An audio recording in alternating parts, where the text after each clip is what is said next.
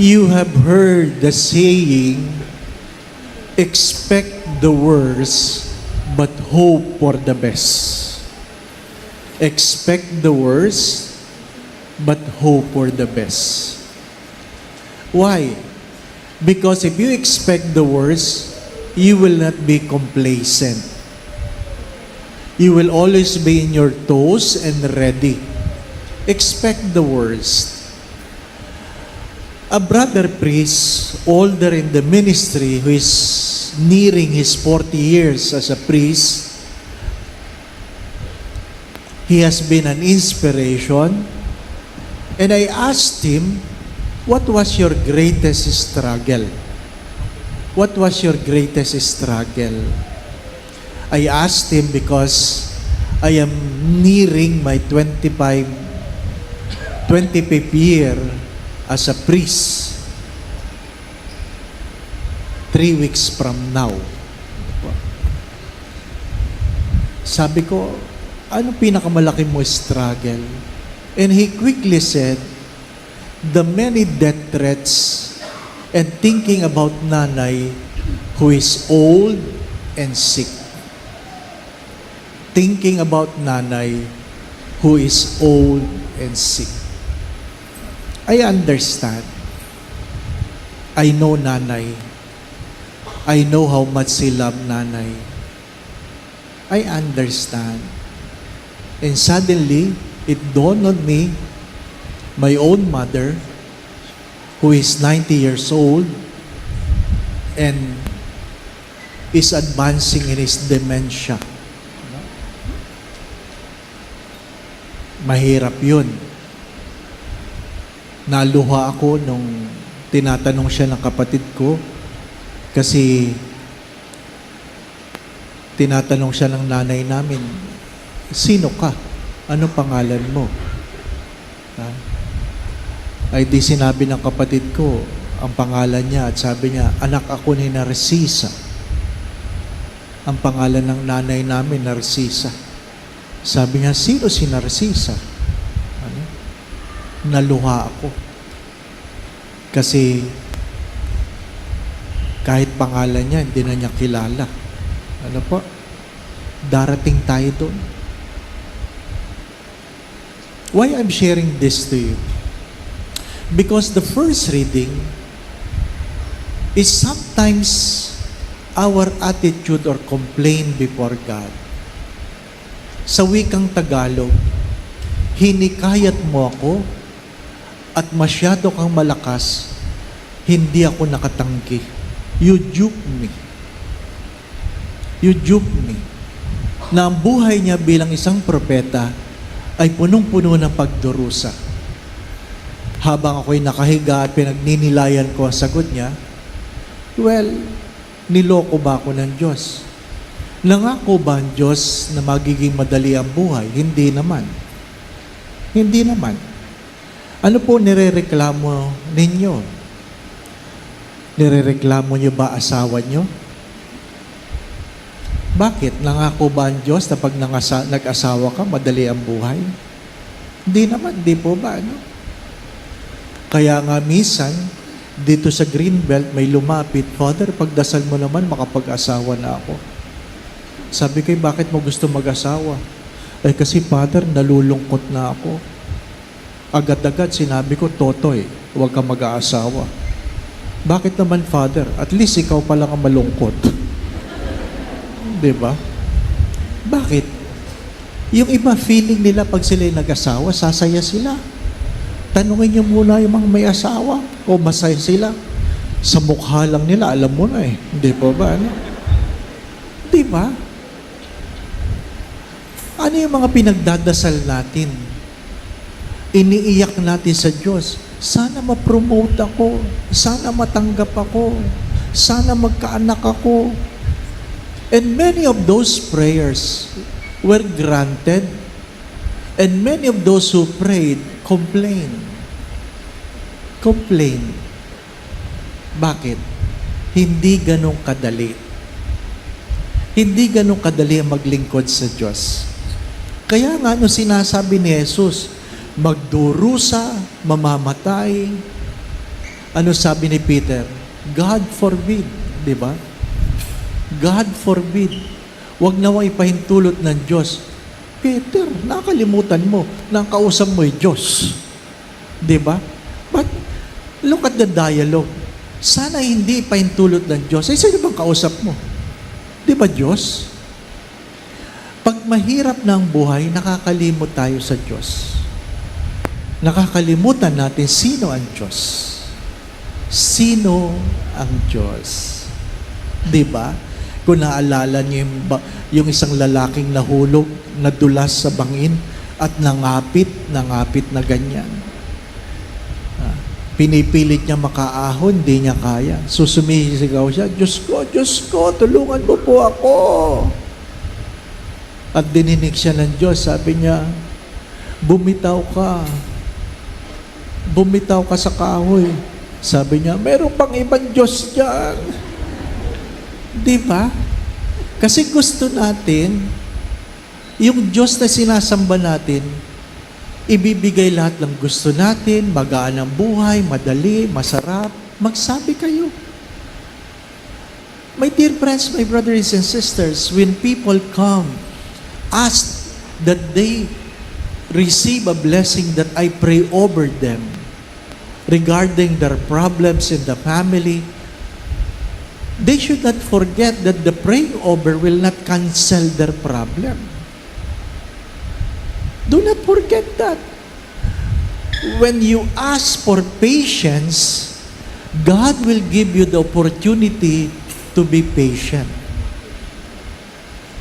If you ask to be strong, Lord, help me to be strong, God will not give you strength. God will give you opportunity to be strong. Why? Because to be strong takes time. Takes time. Marami yung halimbawa, gustong lumaki ang katawan, nag-gym, ano po? Mahirap yung nag-gym ka, ayaw mong buhatin yung mabibigat. Di po ba? Ano lalaki sa iyo? Yung iba naman, isang araw pa lang sa gym, binuhat, ganyan. Pag uwi, maghuhubad, haharap ka kaysa salamin, gaganong-ganong ka. Isang araw ka pa lang. Ano yan? Instant? Di ba? Marami din naman nag-diet. Nag-diet. Kahapon lang nag-diet. Ngayon magtitimbang na. Sabihin, hindi bumaba. Mahilig tayo sa instant joy. Instant noodles lang ang meron. Pero walang instant strength. Walang instant patience. I will suffer, I will die. Hindi na napakinggan ni Peter. On the third day, I will rise again. On the third day, di ba? Mga minamahal na mga kapatid, paulit-ulit ko yung sinasabi. Kasi palagi na lang merong nagme-message, palagi na lang may nagtatanong, Father, bakit yung magnanakaw sa krus? Magnanakaw naman yun. Ha? Nung sinabi lang niya, alalahanin mo ako pag ikaw ay pumasok na sa iyong kaharian. Bakit nakapasok agad yun, Father? Sabi ko, oo nga, hindi nga nagsisimba yun eh. Ay, bakit yun nakapasok agad? Ang sagot ko, huwag mo kakalimutan, nakapako yun. Di ba? O, gustong pumasok agad sa langit? Magpapako ka. Di ba? Gusto natin, walang hirap. Ano sabi ni Sino ba ito? Alfonso Liguori. That the only road towards heaven is the ladder of the cross. The ladder of the cross. My dear friends and brothers and sisters, when we think about the cross, we think of the wood where Jesus was nailed. But sometimes or many times, the cross is the conflict between the will of God and our will. Yun ang cross. Ang cross ng buhay natin ay kapag salungat ang ating kalooban sa kalooban ng Diyos. Sa palagay mo ba, isusuko ng Diyos ang kanyang kalooban para sa atin? Hindi. Sapagkat alam ng Diyos kung anong higit na makabubuti para sa lahat. Alam ng Diyos. Mga minamahal na mga kapatid, kaya nga sabi sa ikalawang pagbasa, kahit anong mangyari, ialay mo ang iyong sarili para sa Diyos. Are we making ourselves an offering to God? Are we making ourselves an offering to God? What kind of offering do we have? What kind of offering? My dear friends, my brothers and sisters, as many writers would say this, you want to become a better person today than yesterday. You want to reach your dreams. You must learn to delay your gratification. Learn to delay your gratification. Antayin mo, hindi agad-agad. Hindi agad-agad. Mga minamahal na mga kapatid, it takes how many years to finish the primary school, secondary school, college? It takes time. It takes time. Pero tingnan nyo, ang dami nakatapos, pero wala pa ring trabaho. Diba? Bakit? Hindi assurance na pag ikaw ay nakatapos, makakapagtrabaho ka uli, makakapagtrabaho ka agad, mag-apply ka. How I wish when people would come and, Father, pray over mo naman ako para ako'y makapagtrabaho na. How I wish. Diba, na pag pray over ka, makakatanggap ka na kagad na you are accepted. Ay, grabe. Siguro ang haba ng pila nun. Ano? Magpa-pray over ka kay Father. May trabaho ka. Haba siguro ng pila. Hindi po ba? Ano? Mga minamahal na mga kapatid. Gusto kasi natin, sarap lang eh. Sarap lang. Ay, nako. Alam niyo, pinakamahirap kapag ikaw ay nagluluto. Anong pinakamahirap pag ikaw ang tagaluto? Hindi yung gustong-gusto ng mga kumakain. Ang pinakamahirap, ikaw na nagluto, ikaw maghuhugas. Yun ang pinakamahirap. Diba? Ay, nako. Yun ang malungkot. Ikaw na nagluto, ikaw pa maghuhugas. At pag inutusan mo ngayong mga anak, nakita niyo yung video ng anak na naghuhugas ng pinggan, akala mo mamamatay na. Akala mo, ano ba naman ito? Akala mo ikamamatay. Naghuhugas lang ng pinggan. Pero pag kumain yun, sure ako, malakas. Ang laki ng katawan eh. Di po ba? Ano? Hindi naman lalaki yun kung hindi matakaw yun. Di po ba? Ano? Mahirap. Sorry for the words. Marami sa atin, malakas lumamon, ayaw magbayad. Mahilig sa libre. Di po ba? Ano? Na wala naman talagang libre. Wala talagang libre. Yung kinain mo kaya libre dahil may nagbayad na iba. Di ba? Anong sinasabi ko? Nung tayo ay bata, hindi natin alam kung magkano binabayaran sa kuryente. Kung makapag-iwan tayo ng TV, gayon na lang. Kung makapag-iwan ng ilaw, gayon na lang. Kung iwanan ng gripo, gayon na lang.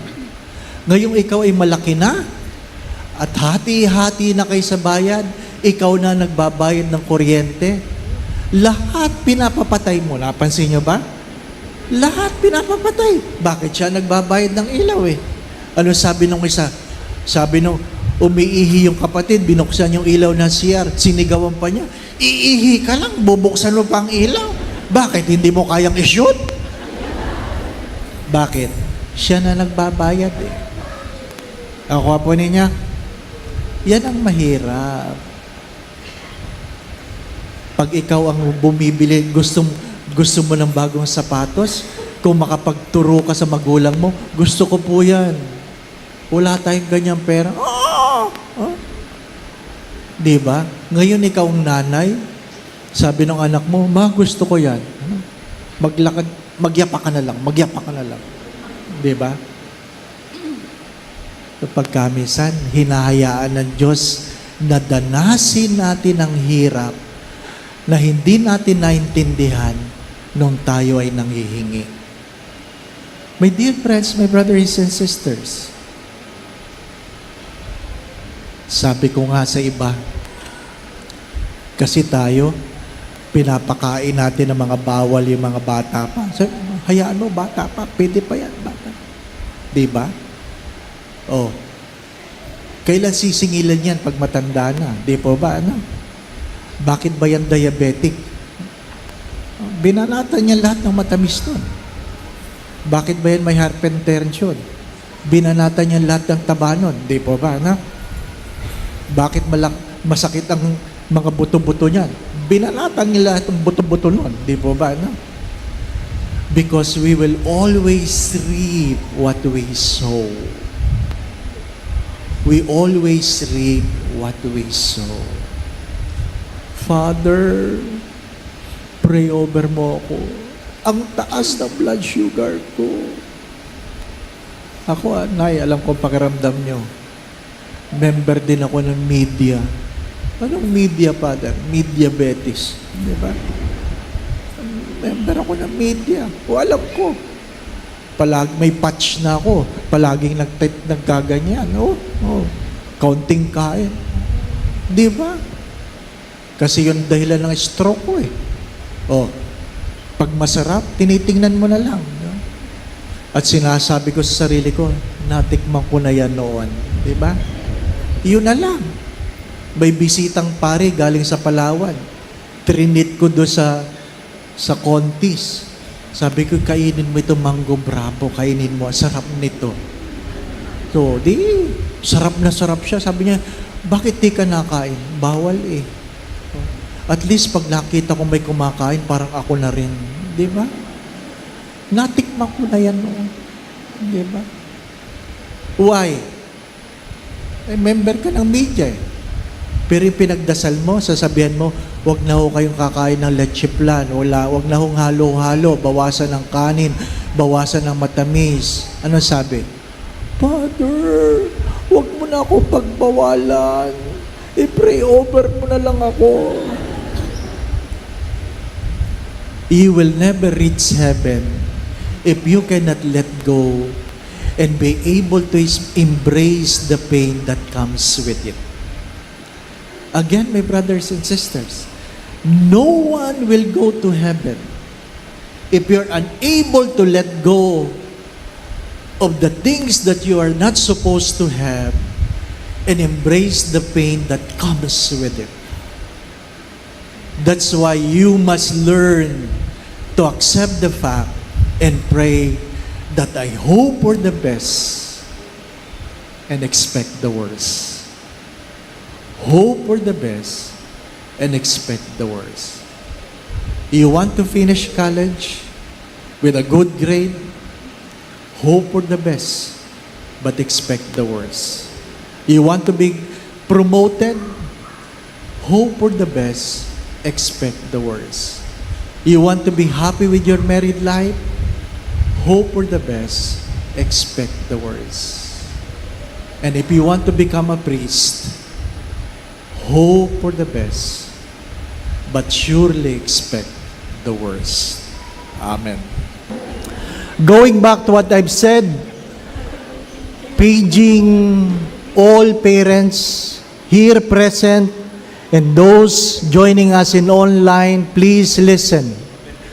Kahit gaano kayo kayaman, kahit gaano karami ang iyaya ng inyong mga anak, ang inyong kasambahay, please give your children something to work.